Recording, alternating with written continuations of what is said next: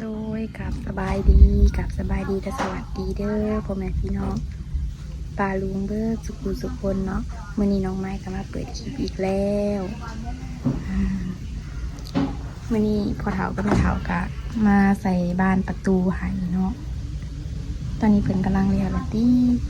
เดี๋ยวน้องไม้สิเอาไปให้เบิ่งเด้อ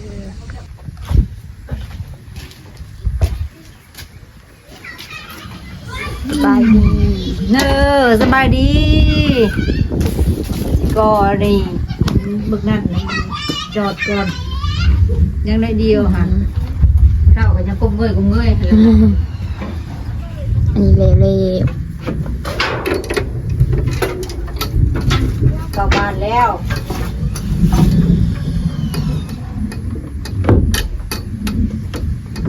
ได้แล้วพ่อก็ดังๆเลยเด้อบ่ได้ยินเด้อฝนตกกับบุหัวอีกสบายเนาะฝนตกกับบัวบ่เนี่ยในจะก่อพวกนี้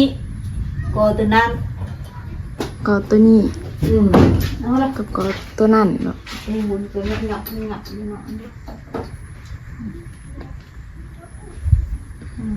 เด็กมันก็แล้วบ่เข้าอุ่นก่อนตัวนี้ยังแถวเดียวก่อนตัวนี้แล้วเดี๋ยวยังตัวนี้ยังตัวนี้ฮันเบิ่งนี่2 4 6 8ยัง10ไปก่อนเดี๋ยวนี้ว่าเป้าฝากกระขึ้นเงินนะบ่มีแดดเลยมาดูมาแล้วมันจะเข้าประชาเลยเหลืออีกทิศหนึ่งเขาพรรษามันนี่แกฝาห้อง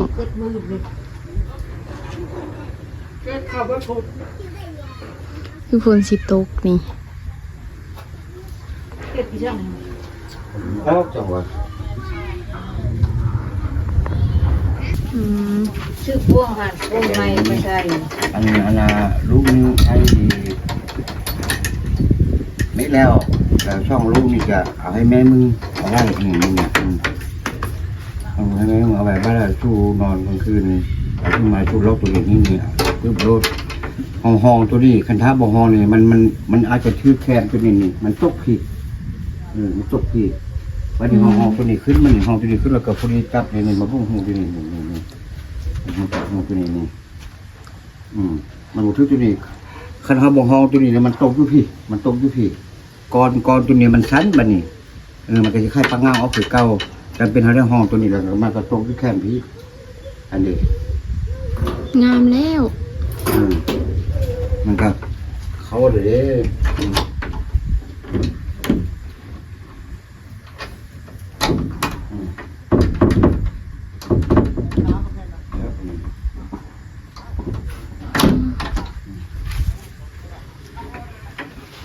มันจะเท่าว่าขึ้นแล้วอันนี้โบกเบ้เขาทาชีอยากจะมาทาชีแดงตัวนี้ทาสีเชิงกับตัวนี้แต่ว่าหมดแล้วประตูบงเยี่ยมชีนี่แหละชีเดียวแล้วใช่ชีเดียวนั่นแหละใช่เลยมันขึ้นมากด้วยแหละนี่ขึ้นมันก็ขึ้นเลยซื้ออันนี้เมื่อเช้านี่ก็3 ตัวนี่วันพัก3 ตัวนี่มันถึง120 บาท120 บาทตกเป็นเงินลาวเท่าไหร่120 บาทมันก็ถึง60 81,00081,000 3 ตัวนี่แล้วบ้านนี้หันกระแจนี่หัน35,000กระแจนี่เราก็ว่าก็ดีแหละว่ากระแจเป็นอย่างนี้ตัวนี้เนี่ยซื้อยูฮันจีนนี่จะอีเมะซื้อไรประเดี๋ยวตัวนี้คู่นี่ตัวนี้ซื้อยูฮันจีนตัวนี้ก็ซื้อยูฮันจีนใจไม่เท่าไรกับบุ้งพอกับบุ้งตัวนี้หัน18,000คู่นึงนี่อันนี้ก็ใช้กระยันยุคนี้แม้ว่าลักษณะอันแบบนี้หันมันคนงัดบ่ได้คนงัดบ่ได้คันใช้วันพับแบบตัวนี้หันคนงัดแข็งงัดแบบนี้เขา เอาซิวเอาต้องขนมงัดขึ้นรถกันใส่บรรพับแบบนี้ไม่นี่งัดบ่ได้ อืม งัดบ่ได้คาร์ลบ่ตัดลูกกระแจตัวนี้คันบ่ตัดกระแจตัวนี้ออกบ่ได้นี่ คันว่าเฮาหลอกทั้งในเลยกระแจตัวนั้นเฮาหลอกทั้งเฮือนก็ได้บ่หรือบ่ จะ ได้ ได้ นี่กระแจตัวนี้เฮาหลอกอยู่ในเฮือนแต่ว่าตัวนี้เฮาหลอกอยู่ในนี่ มันก็สิเป็นหยังแต่ว่าพอบ่มั่นใจอยู่ว่าตัวนี้ห้องแต่ว่าตะปูโต๊ะนี่จะผีแล้วตกผีตะปูโต๊ะนี่มันก็สิบ่เป็นหยังดอกมันล็อกจักชั้นพอจะได้ล็อกยาได้แล้วกับประตูนั่นบ่มีว่าใส่นี่แม่ว่านะบ่มีล็อกใหญ่ล็อกยานะบ้าเวลาเนี่ยเขาดึงนี่นะอย่ามันปึ๊ดออกตัวนี้ให้นะแต่ว่าเฮาก็ระมัดระวังหั่นแหละบ้านเฮาได้เงินมาทั้งซื้อตัวใหญ่มาใส่อีกทั้งเปลี่ยนซื้อได้บ่ได้นี่ตัวนึงนี่อันนี้ 10,000ในมือซุ่มราคา 10,000เลยเราซื้อตัวใหญ่มาแล้วมั่นใจแล้วว่านี่ซื้อตัวใหญ่มานี่เห็นบ่นี่พอชีกูนี่คันท้าบ่ห้องตัวนี้เนาะมันตัวนี้มันอาจจะแปรเข้ามานี่มันทึกอยู่พี่หมูตัวนี้มันทึกอยู่พี่แล้วล็อกตัวนี้มันสั้นมานี่ล็อกตัวนี้มันสั้นละบ่ได้จำเป็นได้ห้องตัวนี้แล้วเฮามาชีกูพี่ทึกพี่มาเบิ่งคันบ่ได้ก็ได้ฮะหมูตัวนี้นี่นี่ แล้วเฮาหลอกทั้งนอกเฮาก็ไปหลอกข้างในอีก คันท้าว่าเฮาบ่ห้องตัวนี้มันตกพี่ใดหูมันตกพี่ใดตกอยู่พี่คันเฮาบ่ห้องตกอยู่พี่แล้วจำเป็นเฮาห้องแล้วมันตกตัวนี้มันเอาล็อกนี่มันเข้าเลิกตัวนี้มันงวงล็อกตัวนี้มันสั้นนี่ตัวนี้มานี่มันก็ประมาณช่องเซนแหละตัวนี้นี่ตัวนี้มันนี่แล้วบัดนี้ตัวนี้หัวล็อกตัวนี้เนี่ยมา5ตัวปลายนี่ก็ประมาณ2เซนมันพุ่นตัวจุบ่ได้จำเป็นห้องแล้วก็มันเข้าเลิกคันเอาตัวใหญ่มาเฮามั่นใจแล้วเอาตัวใหญ่มาเนี่ยมาใส่นี่มั่นใจแล้ว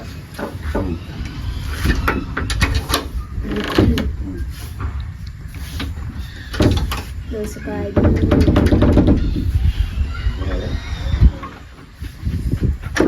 แล้วมันไปก็ที่บ่มีถ้าว่าสู้เอารถจักรเขานะเราต้องได้ล็อกคอดีเด้อ หลอกพ่อแล้ว บ่จะเป็นมั่นใจได้จะซ้ำนี่แหละเราคนกบกักบ้านกบพอกเอามาแล้วเนี่ยใส่กระเจนนี้ถ้าเขาบ่ใช้อันบรรพับแบบนี้นะแล้วเป็นคนอาจจะโซนเป็นแบบนี้เนาะมันเฮางวงข้างรับไปหั่นเด้แต่ว่าน็อตนี่มันอยู่ในอยู่น็อตนี่นะถ้าเข้าเอามีรีวิวเอารีวิวมาเต้าถึงเต้าถึงงัด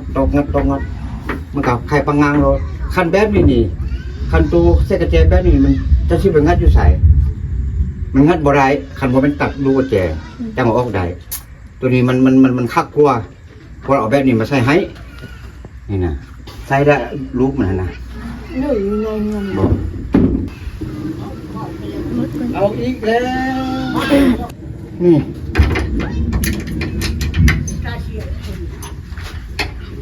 ่มันออกไปได้นี่เขาออกไปได้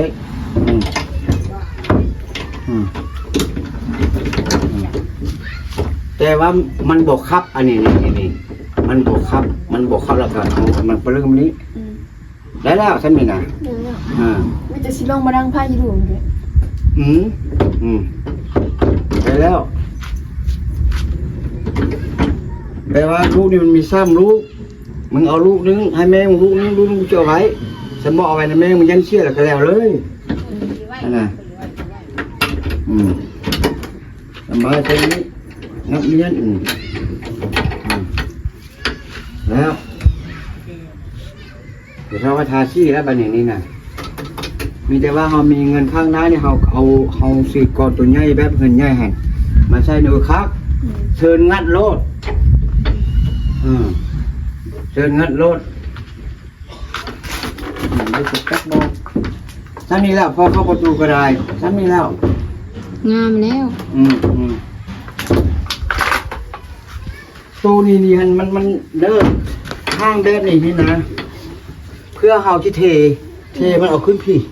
เทขนาดถ้ามันปกตัวนี้เลยมันปกคาตัวนี้เลยนี่มันต้องเอาขึ้น5 เซนหรือ7-8 เซนเทเลยพอดีโอกาสใช้พอดีแล้วอันเทนี่นะไม่ต้องว่าห้างโพดก็ขึ้นอีกมันจะเป็นจะกอเขาเทแล้วมันก็แล้วแต่พอที่ค่าเอาอันตัวนั้น มาเจาะหูนี้ก็มาใส่อันตัวมันเกาะอันเดมันมีข้อเกาะหรอกพอซีข้อเกาะมันเกาะปั๊บนี่แหละมันนี่ตัวนี้เขาก็เอามาปึ๊บแล้วมันเกาะปั๊บนี่ก็คือว่าแล้วพอลมก็บ่ไปบ่มาทางใด วางกี้มีในบุญถึงมาดิมาดำมายังก็เพิ่น มาหาคนดำน้า เมื่อวานนี่ก็ไปดำนาเสือเพิ่นแล้วเมื่อวาน ดำน้าช่วงบุญนี้ แล่น อ๋อ เราหายเพิ่นหาย200,000เด้ดำนาเมื่อวาน คนหนึงไหน แม่น แน่ก็กินข้าวแล้วตอนนั้นก็มาก้อตัวนั้นแล้วก็ก้อตัวนี้ก็คือว่าจบ มีแต่กินข้าวกันแล้วผัก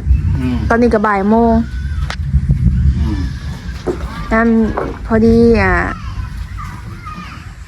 งบกะหมดแล้วเนาะแต่ว่ามันก็ยังเหลืออยู่ ยังลังค่ายังลังกะสีจักแผ่นก็ สร้างกันซี่8 ฟุตนี่ยังบ่พอ8 แผ่น ยัง ราคา6 ฟุตนี่ก็บ่พอ8 แผ่นราคาไม้5 คูณ 10บ่พอ3 เซนราคาไม้48บ่พอ8 โต โดย แต่ว่าเพิ่นกระทำแล้วราคานะ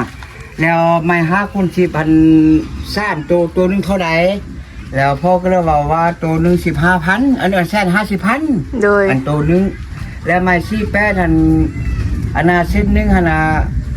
90แล้วเพิ่นก็นั่นแล้วอันแม่ของเจ้าแล้วอันนั้น ไม่หักก็พอหัก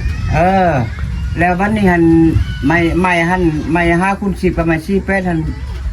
เป็นราคาทั้งหมดเท่านั้นแล้ววันนี้เพิ่นว่าท่ามสร้างกะซี่เด้สร้างกะซี่บ่พอ8 แผ่นนึงหัน55,000 โดย แล้ววันนี้หันสร้างกะซี่6 ฟุตตัวต่อหันบ่พอ8 แผ่นคือกันแต่แผ่นนึง35,000พอเราบอกแบบนี้แหละเพิ่นก็มาไล่ๆโอเคเพิ่นว่าดังนั้นแล้ววันนี้เพิ่นว่าเดี๋ยวนี้เพิ่นว่าให้ซื้อดินอันนี้มาถม โดย ท่มนี่แหละก็เพิ่นว่าให้เทแล้วก็เทตัวนั้น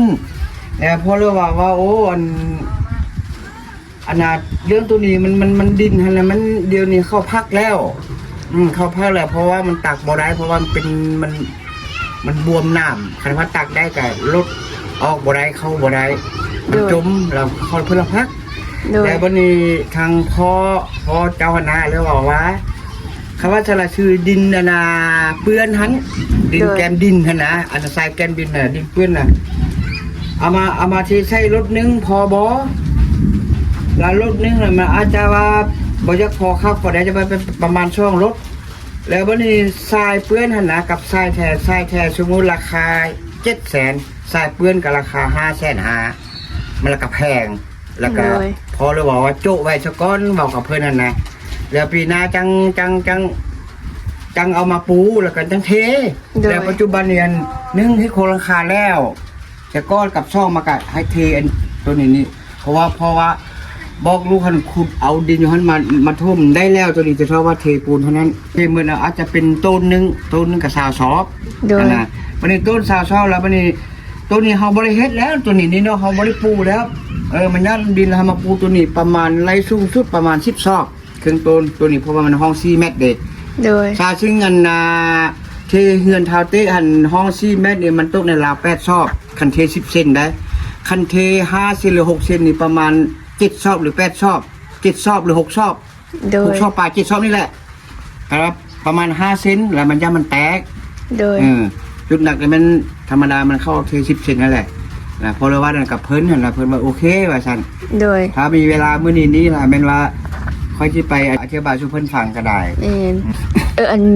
คุยกับเพิ่นมื้อเช้านี้และเมื่อวานนี้ทางน้องเมย์ก็หาก็มาแต่ดำนาไปช่วยแม่บุญนั่นแหละเพิ่นดำนาเพราะว่ามื้อนี้ว่าสิไปลกกาแต่ว่าน้องเมย์ก็ลกบ่เป็นก็เลยว่าถ่ายเพิ่นลกก่อนจังสิได้ไปดำนาพอดีแล้วแมนหาสำเร็จอยู่กับบ่มีเงินได้ซะก็ไปหาแล้วบ่ได้รับจ้างดำนาก็ไป เรียกบ่ต้องเครียดนะมีรถเรามีแล้วเฮ็ดมื้อเท่าใดก็เอายังก็อันแถวครึ่งขนาดนั้นนะเลยยังก็เป็นในนี้อีกประมาณช่องข้ามแถวทุกแล้วก็ถือว่าแล้วเบิดแล้วเนี่ยนะโดยแล้วก็ยังติดดอกไฟวันนี้ โดย แต่ว่าให้สื่อสายไฟหันพอจิตต่อไฟแต่หันประมาณนี้มาติดอยู่ในนี้ดอกหนึงแล้วก็ติดอยู่หันดอกหนึง2 ดอก โดย เดี๋ยวนี้เรายังบ่ทันได้มีเงินซื้อครับบ่ซื้อดอกสายไฟดอกไฟยาวเอาดอกไฟปุ้มก็ได้มันก็ประหยัดไฟคือกัน โดย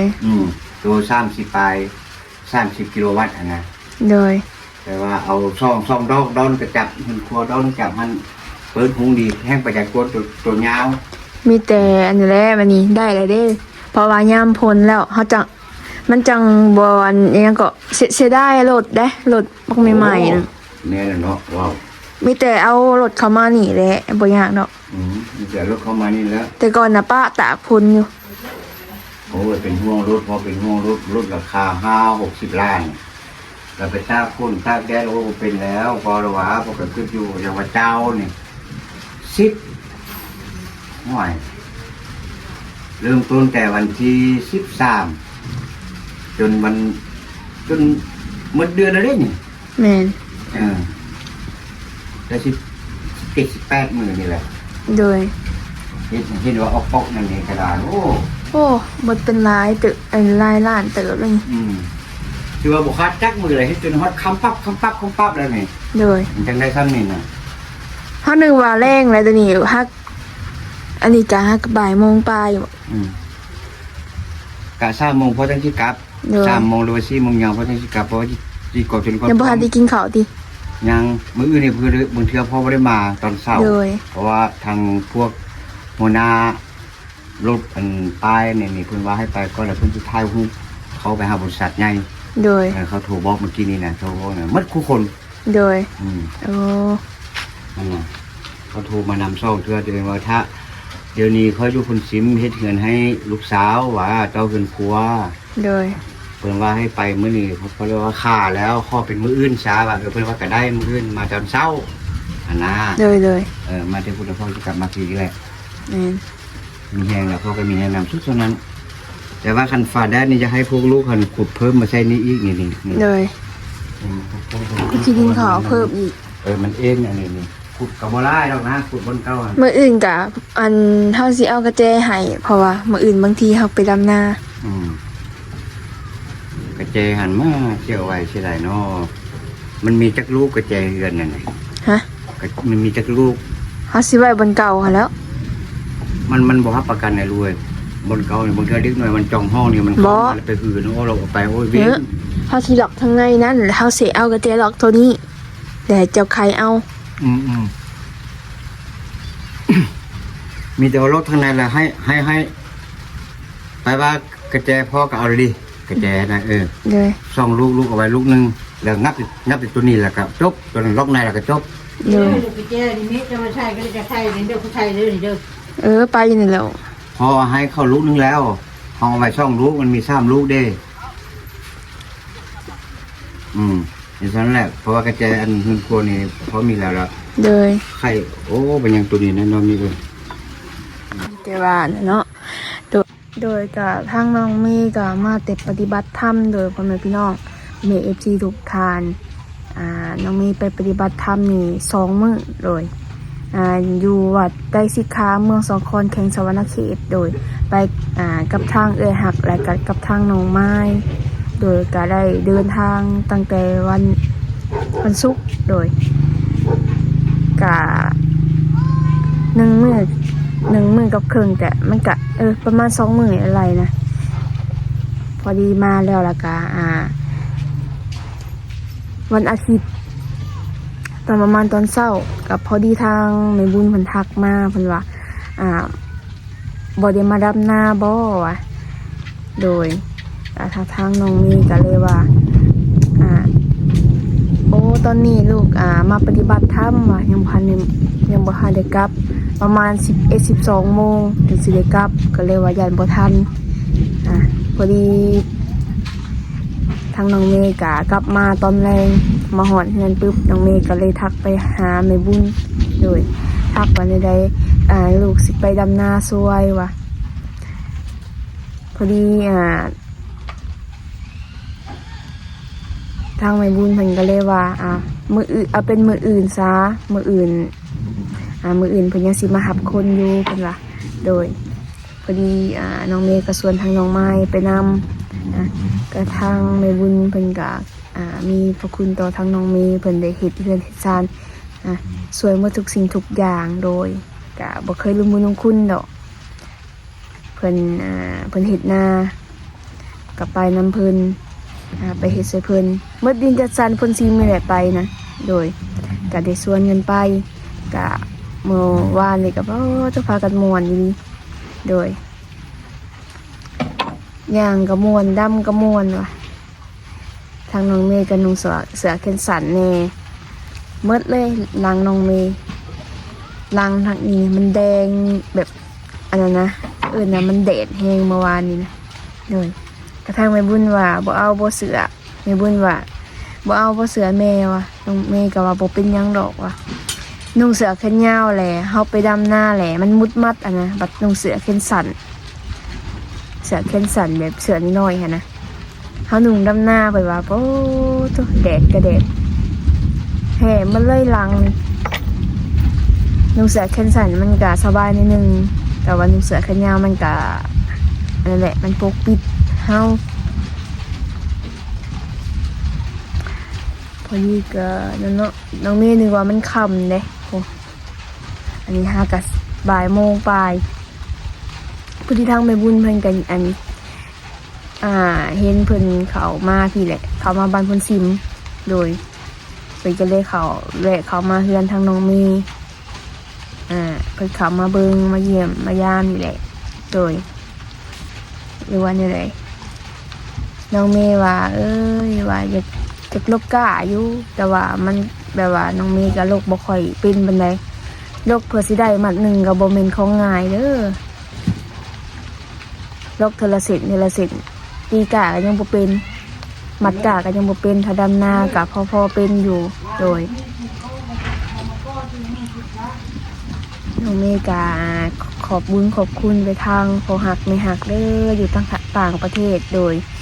ที่สุดสวยลุงมาตลอดกะลังคาหรือว่าไม้โครงลังคาลังกะซีดินบล็อกดินยังบ่ทันได้อันนั้นทางพ่อกับแม่เพิ่นก็ได้คุยกันแล้วเมื่อเช้านี้โดยการน้องเมย์ก็ขอบุญขอบคุณหลายๆทั้งพ่อและแม่ก็ขอให้พ่อกับแม่อยู่ดีมีแรงสุขภาพแข็งแรงอายุมั่นขวัญยืนไปทางใดมาทางใดก็ขอให้เดินทางตลอดปลอดภัยโดยพ่อกับแม่สุขภาพแข็งแรงอายุมั่นขวัญยืนหลายๆโดยน้องเมย์ก็บอกลืมมือลงคุณทางผู้ใหญ่ทุกท่าน FC ทุกท่านขอบคุญขอบคุณหลายๆเด้อทั้งพ่อแม่ FC และพ่อแม่ป้าลุงที่ได้เบิ่งคลิปน้องเมย์ช่วยกดไลค์กดแชร์ให้หน่อยเด้อบางคลิปบ่ขามโฆษณาโดยสำหรับที่นี้ก็ขอลาไปก่อนสบายดี